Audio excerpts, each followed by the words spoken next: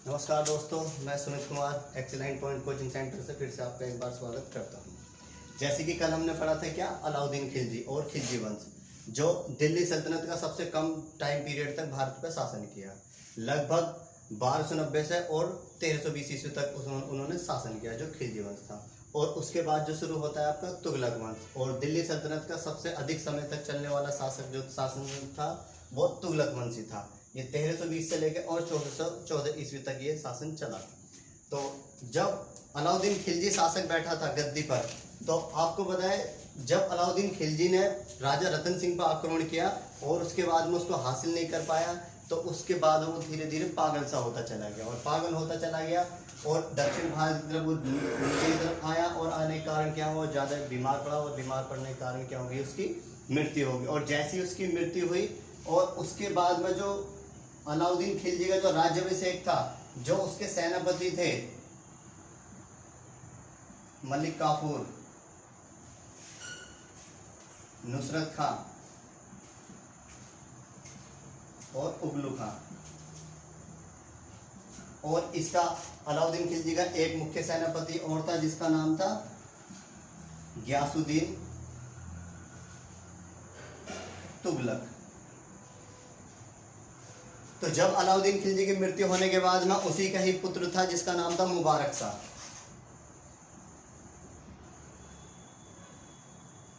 मुबारक शाह ये इतना पागल था और लगभग इसने जो शासन किया था वो 1316 से 1320 ईस्वी तक इसने शासन किया था। लगभग इसने 4 साल तक शासन किया था। और मुबारक शाह जो था ये एक पागल था, और पागल को क्या पड़े, पागल था, इसकी बुद्धि बिल्कुल भी नहीं चलती थी और ये पागल ही था, इतिहास में भी पागल ही घोषित किया गया। तो इसकी मृत्यु के बाद में जो शासक बना था, तो जब ये इसकी मृत्यु हुई, मृत्यु होने के बाद में जब ये जो सेनापति थे इनमें आपस में झगड़ा होना प्रारंभ हुआ कि किसको कितना राज्य दिया जाए। तो उसमें जो गियासुद्दीन तुगलक था इसके क्षेत्र में आया दिल्ली, और ये सब इधर उधर सारे क्या फिर ये बढ़ते चले गए। तो आज जो हम पढ़ने जा रहे हैं वो तुगलक वंश, जो किसने स्थापना की थी उसकी, गियासुद्दीन तुगलक ने।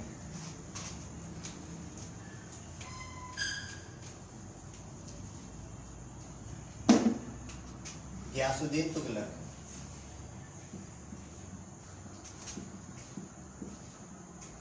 जैसी दिल्ली की गद्दी पे बैठा और बैठते गियासुद्दीन तुगलक ने क्या किया, यहाँ पे गाजी की उपाधि धारण की। जैसी गाजी की उपाधि धारण की, और गाजी का अर्थ जो होता है वो होता है मंदिरों को तुड़वाने वाला या फिर मूर्तियों को तुड़वाने वाला, मूर्तियों को तुड़वाने वाला गाजी का जो अर्थ होता है। और गाजी का जो और दूसरी भाषा में जो इसका अर्थ बताया गया है वो है काफिर।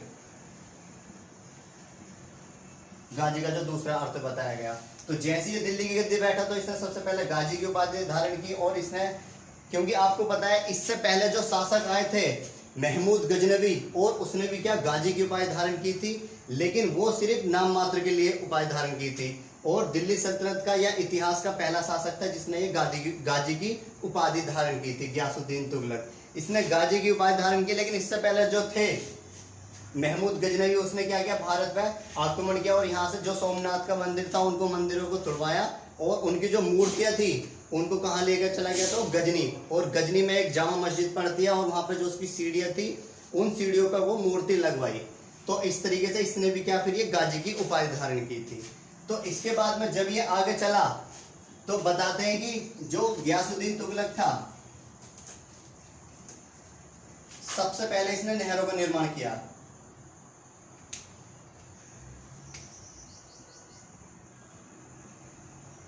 नहरों का निर्माण,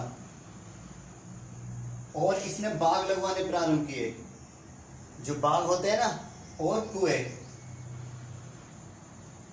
ये इसने प्रारंभ किए थे। और आपको बताया इसके समय में ही एक सूफी संत रहा करते थे जिनका नाम था निजामुद्दीन औलैया। सूफी संत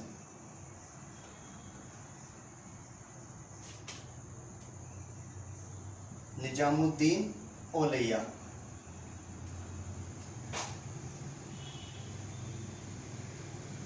औलिया, ये सूफी संत थे। जैसे ये सूफी संत थे तो ये इसको मना करते थे गियासुद्दीन तुगलक को कि भाई तू गाजी की उपाधि धारण मत कर, नहीं तो तू बहुत ज्यादा भारत का नाश कर देगा। तो इसको देखते हुए ये इसकी कभी भी बात नहीं मानता था, क्योंकि जो सूफी संत हुआ करते थे, जिस तरीके से हिंदुओं में जो रहते हैं बाबा रहते हैं, भगत जी रहते हैं, इसी तरीके से क्या थे ये सूफी संत रहते हैं जो इस्लाम धर्म में रहते हैं। तो ये क्या करते थे, ये सफेद वस्त्र पहनते थे,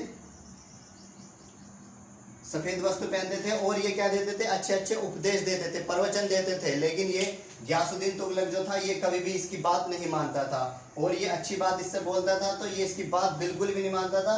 तो इसको देखते हुए ये जो गियासुद्दीन तुगलक था ये इससे बहुत ज्यादा नफरत करता था, निजामुद्दीन औलैया से इतनी नफरत करता था कि इसको कभी भी दिल्ली में घुसने नहीं दिया गियासुद्दीन तुगलक ने। जब दिल्ली में घुसने नहीं दिया तो गियासुद्दीन तुगलक का एक पुत्र था जिसका नाम था जोना खां।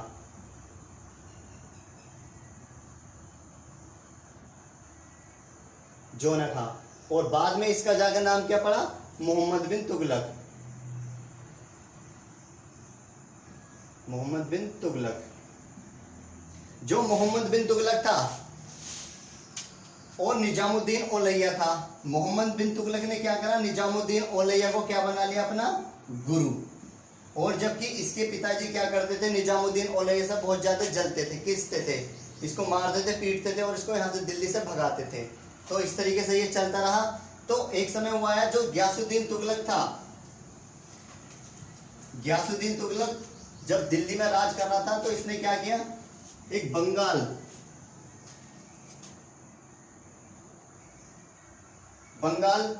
विजय के लिए निकला। जैसे बंगाल विजय के लिए निकला दिल्ली से, तो जब ये यहाँ से दिल्ली से गया तो इसका जो बेटा था मोहम्मद बिन तुगलक, एमबीटी बोलते हैं उसको, मोहम्मद बिन तुगलक, और दिल्ली की गद्दी पे किसको बैठा दिया इसने, मोहम्मद बिन तुगलक ने, मोहम्मद बिन तुगलक को गियासुद्दीन तुगलक ने इसको बैठा दिया। और दिल्ली से कहाँ गया ये, बंगाल, गियासुद्दीन तुगलक। जैसे दिल्ली से बंगाल की तरफ गया, अब दिल्ली की गद्दी पे कौन बैठा, मोहम्मद बिन तुगलक। और जो निजामुद्दीन औलैया था, निजामुद्दीन औलैया, अब तुरंत इसको पता चला कि जो मेरा शिष्य है मोहम्मद बिन तुगलक वो कहाँ बैठ गया, दिल्ली की गद्दी पे, और ये तुरंत कहाँ पर आ गया, दिल्ली में आ गया। और इसने इसको खूब समझाया कि भाई बेटा देख, तेरे जो पिताजी हैं गियासुद्दीन तुगलक, ये बहुत काफिर हैं, और ये एक समय वो आएगा तुझे भी नहीं छोड़ेगा और भारत में किसी को नहीं छोड़ेगा, क्योंकि इसने गाजी की उपाधि धारण कर रखी है। और उसका अर्थ ही क्या होता है, मंदिरों को तोड़वाने वाला या फिर शत्रु का विनाश करने का। तो इसलिए इसको निजामुद्दीन औलैया ने मोहम्मद बिन तुगलक को बहुत ज्यादा भड़का दिया। तो जब यहाँ से ये गियासुद्दीन तुगलक दिल्ली से बंगाल विजय के लिए निकला, और जैसे बंगाल पहुंचा तो पहुंचते ही गियासुद्दीन तुगलक को पता चला कि निजामुद्दीन औलैया कहाँ पर आ गया, दिल्ली में आ गया। और दिल्ली में कौन बैठा है, मेरा पुत्र बैठा है मोहम्मद बिन तुगलक। तो इसने क्या किया, गियासुद्दीन तुगलक ने यहीं से एक पत्र लिखा, और पत्र कहाँ भेजा, सीधा दिल्ली भेजा। और दिल्ली में निजामुद्दीन औलैया को वो पत्र मिला, और उसमें इसने लिखा था गियासुद्दीन तुगलक ने कि तू दिल्ली छोड़ दे, नहीं तो मैं जैसी बंगाल जीत के आऊंगा और मैं तो यहाँ से जिंदा मार दूं, यहाँ से मतलब तेरा कत्ल कर दूं, नहीं तो यहाँ से भाग जा तू। तो हुआ ये कि निजामुद्दीन औलैया ने एक पत्र फिर लिखा, किसके लिए, गियासुद्दीन तुगलक के लिए एक पत्र लिखा कि हुजूरो दिल्ली अभी दूरस्त, हुजूरो दिल्ली दूरस्त, मतलब दिल्ली अभी बहुत दूर है, बहुत दूर है। क्योंकि आपको पता है बोलते रहते हैं कि दिल्ली अभी बहुत दूर है, लेकिन अब तो दिल्ली बहुत पास है। ये रहा दिल्ली, मुश्किल से 10-15 मिनट का समय लगता है दिल्ली पहुंचने में। तो ये नारा किसने दिया था, ये निजामुद्दीन औलैया ने, किसके लिए, गियासुद्दीन तुगलक के लिए। अब ये बात यहाँ पता चली गियासुद्दीन तुगलक को, और गियासुद्दीन तुगलक ने कहा कि मैं जैसी दिल्ली आऊंगा सबसे पहले तेरा ही कत्ल करूंगा यहाँ से, निजामुद्दीन औलैया। तो यहाँ से बंगाल विजय जो था, इसने गियासुद्दीन तुगलक ने ये विजय कर लिया। यहाँ से जैसे जीत लिया इसने बंगाल विजय, जीतने के बाद में अब ये बात किसको पता चली, मोहम्मद बिन तुगलक को और निजामुद्दीन औलैया को। निजामुद्दीन औलैया ने इसको इतना भड़काया मोहम्मद बिन तुगलक को कि किसी भी तरह से तेरा जो बाप है वो कहाँ पर नहीं आना चाहिए, दिल्ली, नहीं तो वो तुझे भी मार देगा और मुझे भी मार देगा।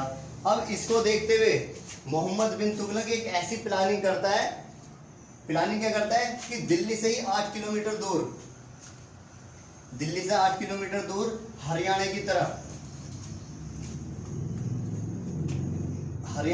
दिल्ली से 8 किलोमीटर दूर एक पिलर पर, एक लकड़ी के पिलर पर एक अच्छा सा इतना बड़ा मकान बना देता है, और इस मकान में किसको बैठाने के लिए, जो गयासुद्दीन तुगलक था, इसको बैठाने के लिए प्लानिंग कर देता है कि जैसे मेरा बाप आएगा और यहाँ बैठेगा अपने सेनापतियों के साथ में। और जो गयासुद्दीन तुगलक था, इसको हाथियों का खेल देखना बहुत पसंद था यहाँ पर, तो यहाँ पर हाथी खूब खेलते थे, मतलब लड़ाई झगड़े, और जो इन हाथियों को लड़वाता है उसको महावत बोलते हैं,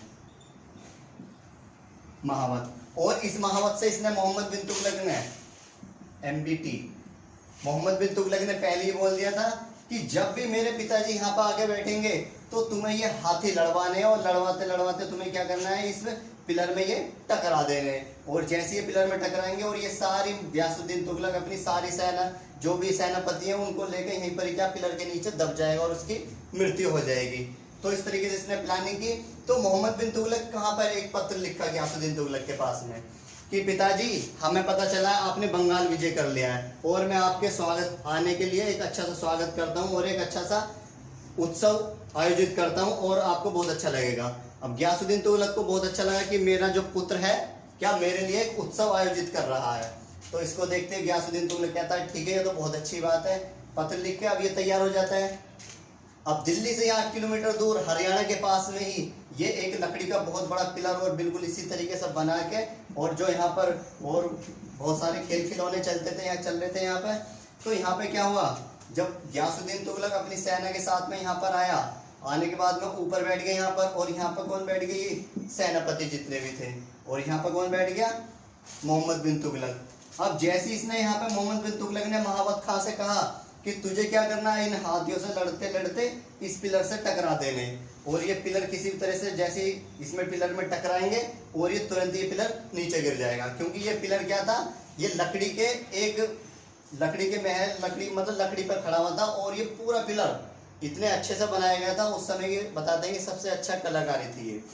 तो यहाँ पे जैसे इसने बोला महावत खान ने, ये हाथी लड़वाने शुरू कर दिया, और हाथी लड़ते लड़ते कहाँ पर इसमें पिलर में टकरा गई है। और जैसे पिलर में टकराए और ये सीधे गयासुद्दीन तुगलक अपनी जितने भी सैनिक वो थे सेनापति इसके, और तुरंत ही वो नीचे गिर गए, और गयासुद्दीन तुगलक की क्या हो जाती है, यहाँ पर मृत्यु हो जाती है।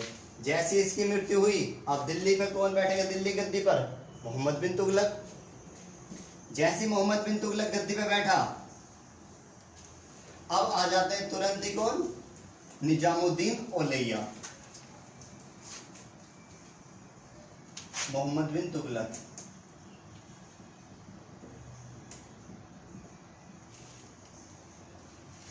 मोहम्मद बिन तुगलक।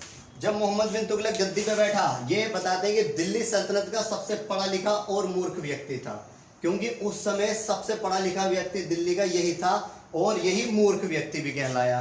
क्यों, जो निजामुद्दीन औलैया था वो तो इसका गुरु था, लेकिन इसने भी उसकी कभी बात नहीं मानी, और ये इतना पढ़ा लिखा था, और ये रात दिन हमेशा ही क्या सोचता रहता था, रात को सोता था तब भी सोचता रहता था, पढ़ा लिखा ज्यादा था, इसलिए तो कहते हैं ज्यादा पढ़ना लिखना भी बेकार है। तो ये इतना पढ़ा लिखा था और दिमाग चलता रहता था, तो इसने क्या करा, कुछ योजनाएं चलाई इसने। सबसे पहले भारत में सबसे पहले जो इसने योजना चलाई, राजधानी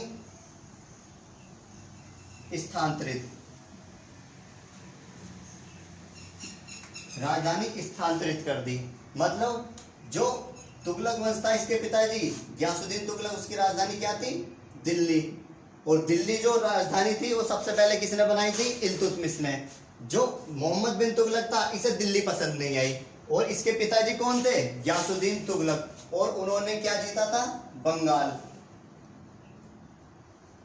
में भी क्या, देवगिरी। तो मोहम्मद बिन तुगलक ने क्या किया, सबसे पहले राजधानी स्थानांतरित कर दी। मतलब इसे दिल्ली पसंद नहीं आई, और अपनी सारी सेना लेकर कहां पर, दिल्ली से कहां पर ले गया, राजधानी बदल दी इसने, बंगाल कर दी। और जैसे ही बंगाल पहुंचा, क्योंकि उस समय तो बता दें कि कोई आने जाने का साधन तो था ही नहीं, तो इसने क्या करा, पैदल ही जाते थे, 2-4-5 दिन लगते नहीं थे, बहुत दूर पड़ता है, तो लगभग 20-25 दिन लगे, और आधी सेना क्या हुई, यहाँ से जाने में मरी, गर्मी थी, और आधी सेना जाने में मरी। अब जैसे यहाँ पहुंचे 20-25 दिन बाद, वहां पे 1-2 दिन रुके और देखा यहाँ पे तो यहाँ की तो जलवायु और वातावरण, वहाँ खाने पीने में कुछ नहीं था। अब इसे यहाँ बंगाल पसंद नहीं आया और इसने राजधानी बंगाल से फिर वापस कहाँ पर ले आया, दिल्ली। अब आधी सेना जाने में मरी और आधी सेना आने में मरी। जो इसकी पहली योजना थी राजधानी स्थानांतरित, ये योजना क्या हुई इसकी, असफल हुई। अच्छा, जो मोहम्मद बिन तुगलक था ये एक ऐसा शासक था, इसकी सेना में सबसे अधिक हिंदू सेना भर्ती थे, हिंदू सैनिक भर्ती थे इसकी सेना में। तो पूछ लेता है कि दिल्ली सल्तनत का ऐसा कौन सा शासक था जिसकी सेना में सबसे अधिक हिंदू सैनिक भर्ती थे, तो मोहम्मद बिन तुगलक थे। और पूछ लेता है कि मुगल काल में ऐसा कौन सा शासक था जिसकी सेना में सबसे अधिक हिंदू शामिल थे, तो वो औरंगजेब था। पहली योजना इसकी असफल हुई और इसकी जो दूसरी योजना थी वो थी इसकी दोआब में वृद्धि, दोआब में वृद्धि। जब सोचता रहता था कि पैसा कहां से आए, किस तरीके से आए, तो इसने क्या किया, दोआब में वृद्धि कर दी। दोआब क्या होता है, सपोज करना एक तरफ ये नदी बह रही है और ये दूसरी नदी बह रही है, ये गंगा होगी यहाँ पर और इधर ये यमुना होगी, यमुना होगी, एक तरफ गंगा एक तरफ यमुना, और ये जो बीच का जो क्षेत्र होता है इसी को कहते हैं दोआब का क्षेत्र, क्योंकि यहाँ पर कृषि के लिए बहुत अच्छी जमीन है और कृषि बहुत अच्छी होती थी यहाँ पर। तो टैक्स तो यहाँ से पहले भी लेता था, टैक्स तो पहले भी लेता था, लेकिन जब इसको जरूरत पैसों की ज्यादा पड़ी तो इसने क्या कर दिया, इसमें टैक्स बढ़ा दिया। और टैक्स कितना कर दिया, 50%।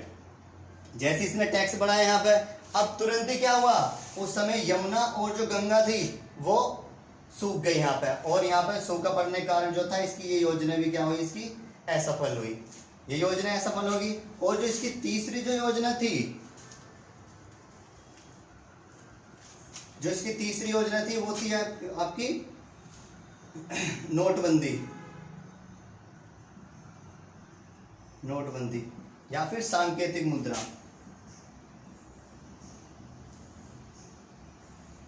सांकेतिक मुद्रा क्या था इसका सांकेतिक मुद्रा, कि जब ये रात दिन सोचता रहता था, रात को सोता था तब भी सोचता रहता था, हमेशा सोचने में लगा रहता था कि पैसा कहां से आए। तो इसने क्या करा, एक रात पहले ही क्या कर दिया, अनाउंसमेंट कर दिया कि आज रात से जो नोट है वो पूरी तरह से बंद, क्योंकि इसके समय में जो चलता था भारत में क्या चलती थी, दिनार। तो दिनार इसने क्या कह दिया कि आज रात से ठीक 12 बजे से नोटबंदी क्या वो पूरी तरह से बंद हो गई। और इसने क्या कह दिया कि मेरे द्वारा जो छपी हुई मुद्रा है वो आप सोने के बदले उनको बदल के और मेरे द्वारा वो जो मुद्रा है उसको मार्केट में चलाइए, आप उन्हीं से आपको क्या मिलेगा, सामान मिलेगा। तो इसने क्या कर दिया, ये दिनार बंद करके और यहाँ पे क्या तांबे के सिक्के चला दिए, तांबे के सिक्के चला दिए। अब तांबे के सिक्के क्या बना दिए इसने, गोल से एक सिक्का बना दिया, और बनाने के कारण इसने क्या किया यहाँ पर, और यहीं पर थोड़ा सा कुछ लिख दिया। लिखने के बाद में और क्या करता था ये, जो लोग, जिन लोगों के पास में सोना अधिक था, सोना, उन सोने के बदले ये क्या देता था यहाँ पर, तांबे के सिक्के। तो इसने क्या कह दिया, बोला था कि आप अपने घर से सोना लाइए और मेरे द्वारा क्या तांबे के जो सिक्के हैं उनको ले जाइए और उनको मार्केट में चलाइए, आप अपनी जरूरतें पूरी कीजिए। तो इसको देखते हुए क्या किया, यहाँ पे कुछ लोग आए और पैसे की जरूरत थी, तो उन्होंने क्या किया, यहाँ पे सोना लाए अपने घर से, लाने के बाद में यहाँ पे इसको दिया, और क्या लिए फिर वो तांबे के सिक्के लिए। जैसे तांबे के सिक्के लिए, अब 2, 4, 5, 10 लोग ले गए, और ले जाने के बाद में सोने के बदले ले जाते थे, 2, 4, 5, 10 लोग ले गए, और ले जाने के बाद में उन्होंने जो देखा वो सिक्का जो था, वो सिक्का इतना नॉर्मली था कि उसको घर पे भी बना लेते थे। तो इन्होंने देखा कि यार हम इसके अपना सोना दे के इससे वो तांबे के सिक्के खरीदते हैं, इससे अच्छा तो हम क्या करें, ये तांबे के सिक्के तो हम अपने घर पे बना लेंगे। तो हुआ क्या, यहाँ पर अब लोगों को सबको पता चल गया, तो उन्होंने सोना देना बंद कर दिया और जो तांबे के सिक्के थे और घर पे अपने तांबे के सिक्के छापने लगे। और छापने के बाद फिर तो क्या होता था, ली परात और भरा, लो जी लो चीनी दे दो 5 किलो। तो इस तरीके से इसकी ये जो योजना थी सांकेतिक मुद्रा, ये भी इसकी योजना क्या होगी, असफल होगी। तो इसलिए इसको दिल्ली सल्तनत का सबसे पढ़ा लिखा और मूर्ख व्यक्ति कहा गया इसका, क्योंकि सबसे पहले इसकी राजधानी स्थानांतरित जो दिल्ली से कहाँ ले गए थे, बंगाल, वो योजना असफल होगी। दूसरी दोआब में वृद्धि, जो टैक्स बढ़ा दिया था, वो योजना इसकी असफल होगी। और तीसरा क्या था, इसकी सांकेतिक मुद्रा का प्रचलन, क्योंकि ऐसा थोड़ी ना होता है कि हाँ तुरंत अनाउंसमेंट कर दिया कि आज रात से ये नोट बिल्कुल ही बंद। क्योंकि आपको पता है नरेंद्र मोदी जी अच्छा देखो, मोदी जी ने तो 8 नवंबर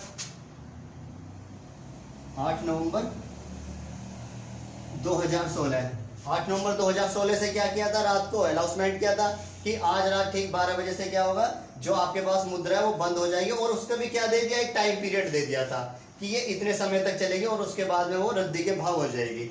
लेकिन इसने क्या किया, इसने तो तुरंत अनाउंसमेंट कर दिया कि ये बिल्कुल चलेगी ही नहीं।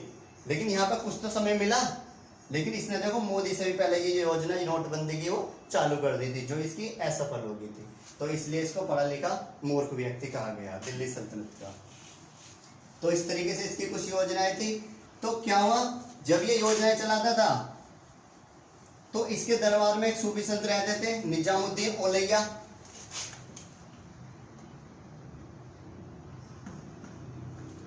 निजामुद्दीन औलैया, और निजामुद्दीन औलैया का ही मोहम्मद बिन तुगलक ने कहा पर दिल्ली में, जब निजामुद्दीन औलैया की मृत्यु हो जाती है और मृत्यु होने के बाद में दिल्ली में क्या बना देता है, इनका मकबरा बना देता। और निजामुद्दीन औलैया का जो शिष्य था वो अमीर खुसरो था।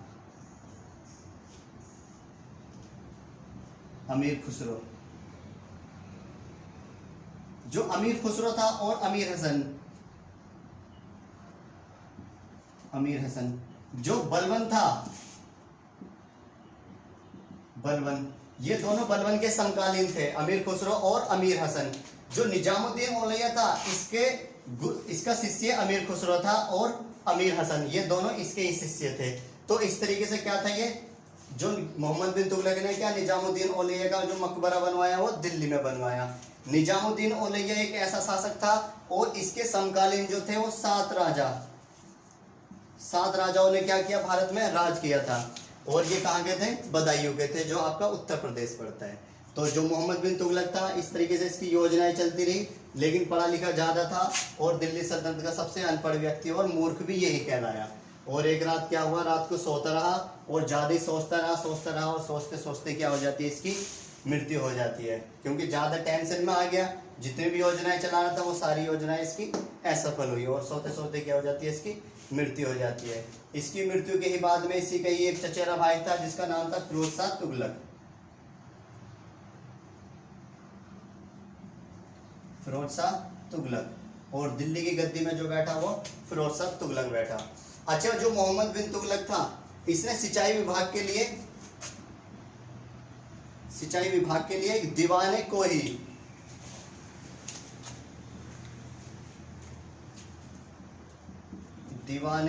कोही नामक एक विभाग की स्थापना की। और इस विभाग में क्या होता था, आपने देखा होगा, जितने भी जो नहर, बम्बे, नदियां वगैरह होती है, और उनमें से क्या बनाया जाता है, नाले बनाए जाते हैं और बम्बे वगैरह बनाए जाते हैं। और उन नहर बम्बों में से क्या होता है, फिर वो सिंचाई की जाती थी। और उन सिंचाई से क्या होता था, आपने देखा होगा, जो कृषि विरसी होती थी वहां पर उनमें पानी जाता था, और उनसे क्या लिया जाता था, वो टैक्स लिया जाता था।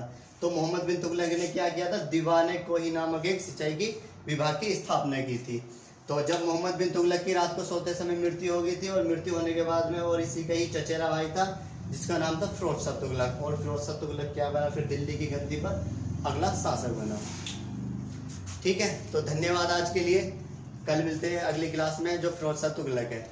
अच्छा, कल से हम हिंदी की बिल्कुल स्टार्टिंग से क्लास शुरू करने जा रहे हैं। ठीक है, और आपको बिल्कुल अच्छे से और बिल्कुल एकदम सही तरीके से बिल्कुल पढ़ाया जाएगा। ठीक है, जो आपका यूपीएसआई हो, यूपी पुलिस हो, यूपी टेट हो, और एसएससी जीडी हो, और जितनी भी अन्य एग्जाम की तैयारी होती है, और उनमें हिंदी जो ज़्यादातर अनिवार्य कर दी गई है। तो आपको बिल्कुल एकदम डिटेल से और बिल्कुल सही तरीके से जो कल क्लासेस शुरू की जाएगी आपकी हिंदी की। ठीक है, धन्यवाद आज के लिए। कल मिलते हैं एक नई क्लास के लिए।